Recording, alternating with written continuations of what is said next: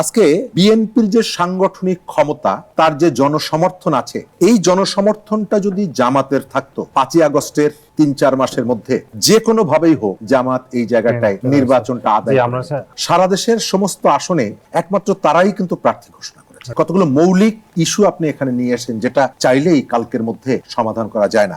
বাংলাদেশের অন্যান্য নির্বাচনের থেকে এবারের নির্বাচনটা অনেক দিক থেকে একটু ভিন্নতর। এর আগের নির্বাচনগুলোর সময় প্রধানত দাবি উঠেছে যে স্বাধীনভাবে ভোটাধিকার প্রয়োগ করা, আমরা স্বাধীনভাবে ভোট দেব এবং এই ভোটটা আপনি কাস্ট করবেন এবং এরপরে কাউন্ট করবেন, এই ধরনের একটা পরিবেশে, যে পরিবেশে কেউ কোনো ধরনের দলের দৃষ্টিভঙ্গি থেকে ইন্টারফেয়ার করবে না। কিন্তু এবারের নির্বাচনের সঙ্গে আরো দুটো বিষয় যুক্ত হয়েছে। তার একটা হলো সংস্কারের কাজ আর একটা হচ্ছে বিচারের কাজ। দুটো কাজই গুরুত্বপূর্ণ, কারণ আমাদের কতগুলো দায় আছে, আমাদের কতগুলো ঋণ আছে। জুলাইয়ে যারা শহীদ হয়েছেন তাদের প্রতি আমাদের কতগুলো ঋণ আছে, আবার জনগণের প্রতি আমাদের কতগুলো দায় আছে। এই দায়টা রাজনৈতিক দলের, তারা এই কাজে আমি যতটুকু দেখছি যথেষ্ট সহযোগিতা করছে সরকারকে। আপনি অন্যান্য যে কোনো সময়ের তুলনায় আমার এখনো মনে আছে যে আব্দুল মান্নান ভুইয়া এবং আব্দুল জলিলের নিষ্ফল যে বৈঠক অনেক দিন ধরে, কিন্তু আপনি খেয়াল করবেন এবার সরকারের ডাকে ঐক্যমত্য কমিশনের আহ্বানে সাড়া দিয়ে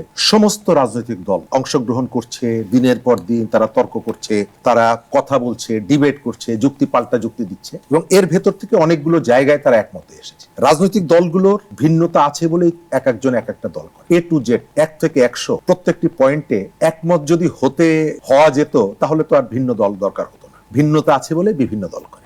তার ভেতর থেকে অনেকগুলো জায়গা আমি যেটা দেখি 70 অনুচ্ছেদ খুবই গুরুত্বপূর্ণ একটা বিষয়। তারপরে প্রধানমন্ত্রীর পরপর 2 টার্মের বেশি না থাকা, এই ধরনের যে বিষয়গুলো আছে। এখন একটা নির্বাচনের দিকে আমাদের যাত্রা করা উচিত ছিল এবং সেটি ওই যে জুলাইয়ের চেতনাকে, জুলাইয়ের স্পিরিটকে ধারণ করে। কিন্তু হঠাৎ করে যে ধরনের দাবিগুলো উঠছে, সেলিম ভাই বলেছেন যে তিনি এই বৈঠকগুলোতে অংশগ্রহণ করেছেন, ছিলেন, কিন্তু সেই বৈঠকগুলোর থেকে বাইরে এসে হঠাৎ করে আপনি যে ইস্যুগুলো নিয়ে আসছেন এবং এমন কতগুলো ইস্যু যে ইস্যুগুলোর সঙ্গে আপনার সংবিধান পরিবর্তন, সংশোধন থেকে শুরু করে আপনার নির্বাচনের প্রস্তুতি, কতগুলো মৌলিক ইস্যু আপনি এখানে নিয়ে আসেন যেটা চাইলেই কালকের মধ্যে সমাধান করা যায় না।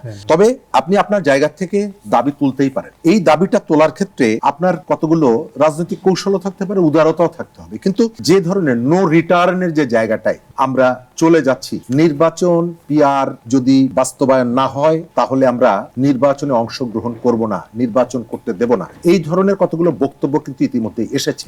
সংখ্যাগুলো কেন তৈরি হচ্ছে?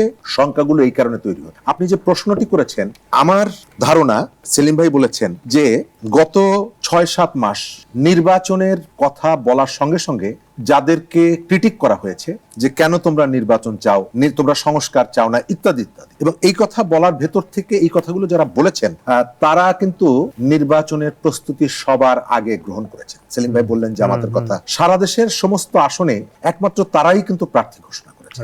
আপনি একটা স্কুলের বিস্কুট দৌড় প্রতিযোগিতা হচ্ছে, আমরা বিস্কুট দৌড়ের কথা জানি, আমি লাইনে দাঁড়িয়ে আছি, বাঁশি পড়ার আগে যিনি দৌড় শুরু করেছেন এবং মাঠের মাঝামাঝি চলে গেছেন, আপনি তাকে নিয়ে কোনো কথা বলছেন। যিনি বাঁশি পড়ার আগে লাইনের উপরে পা ফেলেছেন, আপনি তাকে প্রশ্নের মুখোমুখি দাঁড় করাচ্ছেন। অর্থাৎ যারা নির্বাচনের প্রার্থী ঘোষণা করছে, নির্বাচনের সমস্ত প্রস্তুতি গ্রহণ করছে। এবং আমি আরেকটা কথা বলি, সেলিম ভাই জামাতের কথা বললেন, আজকে বিএনপির যে সাংগঠনিক ক্ষমতা এবং তার যে পেরিফেরি, তার যে জনসমর্থন আছে, এই জনসমর্থনটা যদি জামাতের থাকতো, আমি বিশ্বাস করি 5ই আগস্টের 3-4 মাসের মধ্যে যে কোনো ভাবেই হোক জামাত এই জায়গাটায় নির্বাচনটা আদায়